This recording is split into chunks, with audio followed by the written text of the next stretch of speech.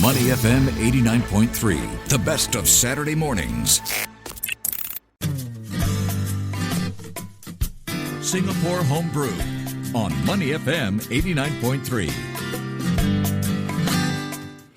Let's go now to the world of the salty sea. Well, I won't say the world of pirates. We're not going to go to the world of pirates.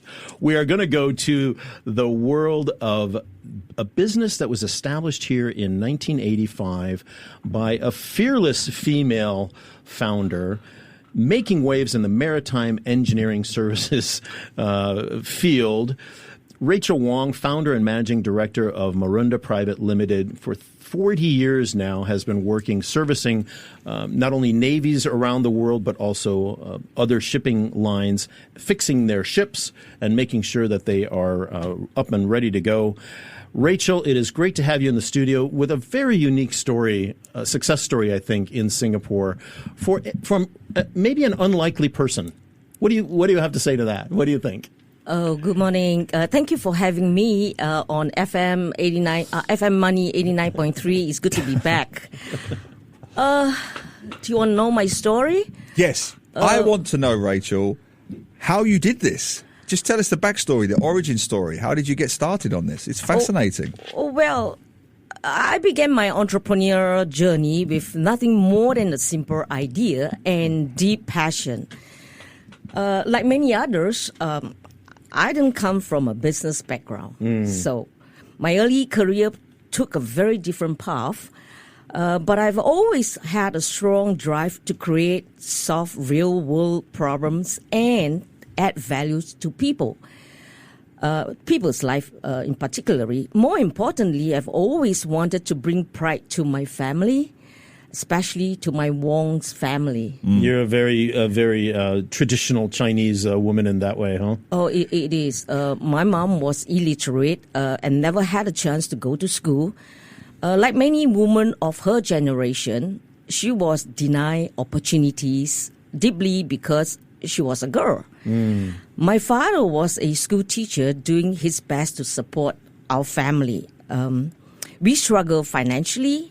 I was born into poverty, and that experience shaped me. It instilled in me hunger to rise above my circumstances and to build something for my own. How did you decide to focus on the maritime industry, though? Yeah. Why was it that you got involved in ships? And of all the things you could have, maybe businesses you could have started? Is there anyone in your family with that shipping background? No, none. Fascinating. My parents were not in the business. Right. My mom used to be a helper in a hospital. My dad was a teacher. So it's because of my circumstances that I wanted to do my parents proud. They gave life to me. And, we live in a very different situation, and I just want to make them proud. I want to do something different from the normal, ordinary woman's trade. So why the ocean? Why the water? Why that? Shipping, maritime? Yeah. But, they say the sky is the limit. The ocean is also the limit, right? So I choose to go ocean rather than the sky. Was there a first job that you had that was related to the maritime industry that brought you into this? No, none at all. My first job was to sell encyclopedia. I knock on doors. In those days, we don't have internet, right? Encyclopedia was something that we all would love to get knowledge from. Yeah, sure. And they are so expensive. I knock on doors, and I got many doors slammed on me. I sold none. So take us up to Marunda. How did Marunda, I think it was originally Marunda Engineering, right? That started. Yeah, the company originally was called Marunda Utama Engineering Private Limited. But, over time, people associate us as an Indonesian name because of the word Utama. And of recent, we rebrand. We wanted it to be modern and in something catchy, so we do away with the word Utama Engineering. So today we are called Marunda Private Limited. Yeah. And you work with navies, you work with military, you work with other large shipping firms to make sure that their ships are running well, are fueled, are upkept, things like that. What are the specific jobs that your team and your staff do to help shipping companies or help navies? Okay.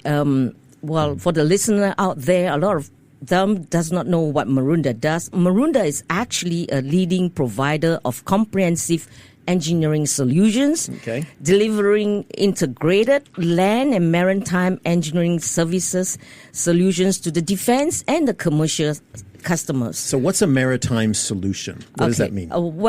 We fix ships. There basically. you go, right? From maritime solution to fixing ships. Yeah, we keep the ships ready for its mission and seaworthy to sail, so that it can go on to do its mission. So that could be anything from fixing the engines to, to what else? What we call is a whole solicitation package. Is a HME, hull, mechanical and electrical. Anything that the ship has on board, they go out to solicit. We bid everything. Yeah. We may not do everything in-house, but we do have collaboration partners to team us up to support us. I got to say, Rachel, on behalf of our listeners who are screaming at the radio at this point, they still want to know, as I do, how does a woman who cannot sell an encyclopedia end up having one of the biggest shipping companies in Singapore, you know, maintaining these ships across the region? So how did you get from not selling any encyclopedias to setting up this wonderful organization? Like I said, I wanted to do something out of the norm, and I love challenges in life because I believe to have a positive mindset, you must believe in yourself that anything is possible if you set your mind and your soul and pursue your dreams. Anything is possible, and I just made it. What was that first step? What was the first contract you got, or how did you first put yourself out there to a potential client to get them to hire you and to use your services? Okay, number one, you have to have a structure that, is proven in the market, a track record that you have performed and you deliver every contract that was assigned to you. And you build your reputation from there, from your dedicated, quality engineering staff and your know-how. And it's not so much about the know-how, it's about the attitude of your man performing the job, because customers can pay different vendors, but they see a different team spirit and a positive deliverance of every single guy that is on my team to not so-called, screw up the job, if we use the word, Do you remember the first ship you worked on? Or the first contract you had? Well, not really. Yeah. There were so many that we started. But what was a typical example of one of those early contracts that you had? What were you doing?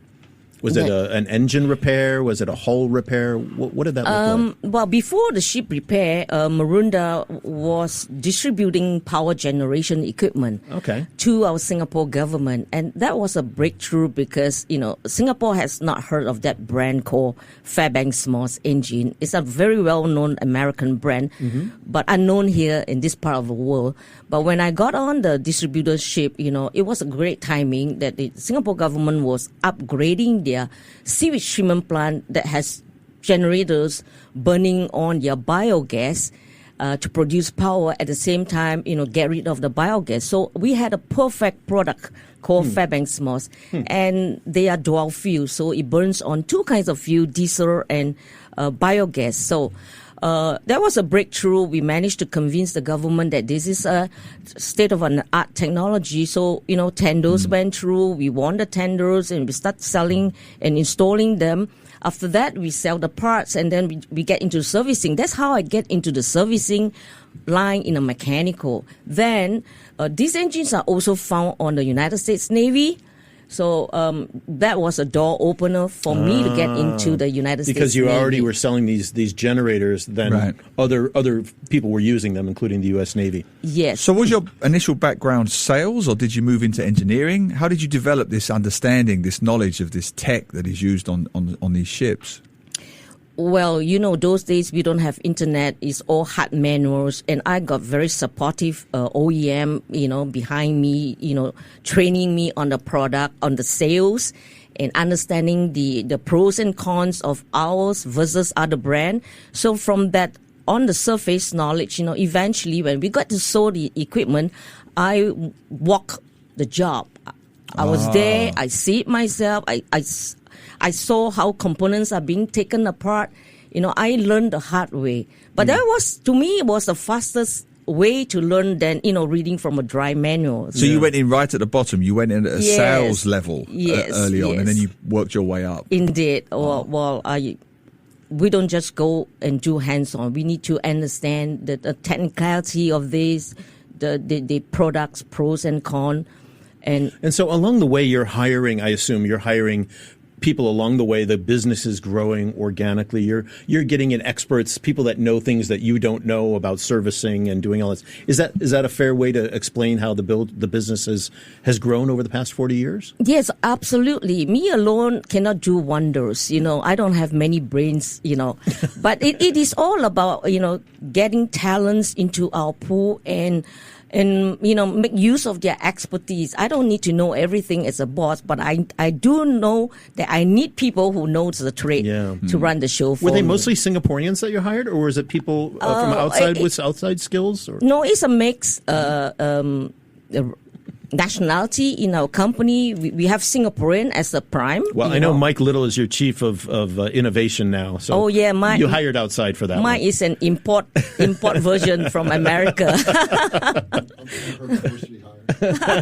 But I know that you do have a lot of Singaporeans on your team. Yes, we have Singaporean, Malaysian, Indians, and Filipinos. Yeah. And of course, we use subcontractors from time to time from overseas as well. Yeah. How has your business changed in those 40 years from repping an engine, selling a generator, to now what you're doing? How is Marunda advanced as a company? It changed big times. Today, we make an impact in the land and maritime industries because we are heavily involved as a service provider to the defense industries, U.S. Navy, the Allies Navies, and Military Sea Leave Command, the U.S. Coast Guard. This is not easy to get into their good books because, they have super high stringent standards in performing their jobs, and just one failure, you'll be out of the game. Yeah. How did you do it? How did you win their trust? Because as you say, these are big contracts. United States Navy in what I guess would be a very competitive industry. So what is it about Marunda that's so special where you win these contracts and keep them? Oh, well, we stay grounded for our purpose. We deliver dedicated quality service. And we comply to all their standards and their requirements. And if you do that, you're already halfway to succeeding your obligation to the contract. Deliver on time. Most of the time, we are ahead of schedule. So all these are trust built over time that we have a very good track record, and what just goes around. And although we remain small, but we are highly regarded as a very specialized in every aspect of our work. We do them excellently. Yeah. That makes us different from the others. Yeah, we're speaking with Rachel Wong, the founder and managing director of Marunda Private Limited, based here in Singapore. But you've just opened a big servicing hub in Guam. Is that correct? What is that going to do there? Oh, we learned our lesson during the pandemic, the COVID time. Singapore prohibit, foreigners coming in, no travel allowed. So none of the United States Navy ships were allowed to port calls in Singapore. So all of them went to Guam. And we had no footprint in Guam. So lesson learned. When Mike came in, say, wow, we got to be where our customer goes. And our customer goes to Guam. So let's have a footprint in Guam. That's why today we have a entity in Guam that fully licensed, and we are able to do ship repair in Guam. Rachel, what is the moment in this extraordinary story that you're most proud of? From a failed encyclopedia salesperson to running this extraordinary business, this international business. Was it when you got the US contract? I mean, what was the moment we thought, wow, we're okay, we're settled, we're established with this contract, we can go to the next level? What was the moment for you that you're most proud of? Working with OEMs, number one, they trusted us to distribute their products. That was a breakthrough. And entering into the defense, that to me was another big breakthrough, because in order to do military vessels, you need to be registered as a approved service provider. In this case, we have the NAVC certified standards. We call that the agreement for boat repair. To be registered under the agreement for boat repair, there was a big stringent, scrutiny of our company's background, financial, technical capabilities, past record, track record. This took a long time for them to approve us. Once that is approved, we start to receive solicitation. Of course, it is not a sole source. Every single tender, we have to tender for it. So we sharpen our pencil, we learn, and, we improve our system. We scale down, at times, or we scale up, all depend on the package. Yeah. Yep. I was fortunate enough to witness your 40th anniversary party a week ago at the Ritz-Carlton. 600 people, 500 people in the room. And the people that got up to thank you, it was quite obvious that it was more than just ship servicing what you do. These were big clients that flew in from the U.S., flew in from Europe, just to be at this celebration. And it seemed like it was much more personal about you as a leader is what they were, really keying into. Anybody can fix ships. Anybody can do this work, but I can't. Except for Neil and me. Yeah, you're right. Yeah. But it seemed like the relationship. So is that one of the lessons you learn as a business owner, is about the relationship building? You gave an earlier lesson, you can do anything, but is this another lesson about relationships? Oh, absolutely. First of all, thank you, Glenn, for taking time to attend our 40th anniversary. We have never celebrated any of our annual anniversary, but I thought 40 is a long journey. And not only to celebrate our 40th journey, but it's to give recognition to my staff, because they were the one, or they are still today, sticking with me throughout my journey. And what makes me special in my own way is that, I do everything from my heart. Even dealing with my customers, I be there personally, I want to build rapport and relationship. Sometimes it's not about, you have a contract, perform and be done with it. Building relationship, building trust, and a comfort in a business manner, that is very important. They know how sincere you are. We will run for our customer for one small little trinkets, no matter how much it costs, whether it's $2. I will go run for it in my bicycle to get it done, because that little trinkets, that little small parts can hold a ship down. So customers saw how dedicated we are. We take ownership of their problem as though they are our own problem. Yeah. Fantastic. So the people who came, they congratulate me. They saw how passionate, how sincere, how honest I transact my business.